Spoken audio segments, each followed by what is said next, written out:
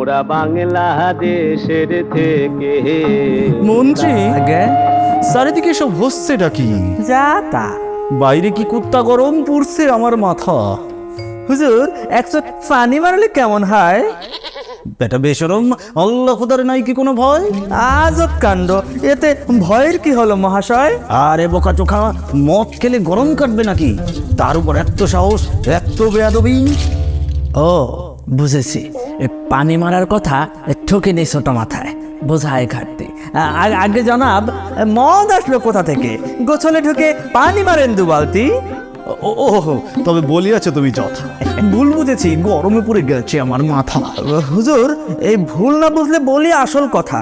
এই সামনে যে বন জঙ্গলা আছে, তাতে বাতাস আটকে যাওয়ার কথা। খুলে বলো আধো কথা, ঘেমে আমার গায়ের জামা ফাটা। গরম কি আর সাথে লাগে? গাছের পাতায় দক্ষিণা বাতাস যদি আটকে থাকে, প্রাসাদ অব্দি বাতাস এসে পৌঁছবে কি করে? উঁচু গাছের সারিগুলো যে দেয়ালের কাজ করে। সত্যি তো ভাবিনি এমন করে।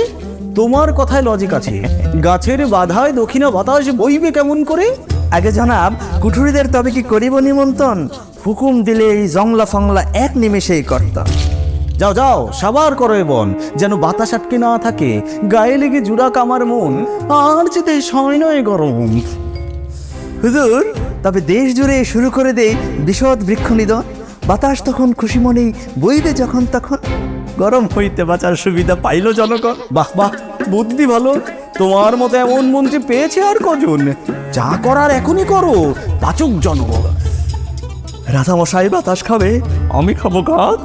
ভাগ্যিস বেটা বিজ্ঞানীকে সাথে হারেনি আজ। কাঠুরের দল, কোথায় তোমরা? চালাও কোঠার। আগে রাজামশাই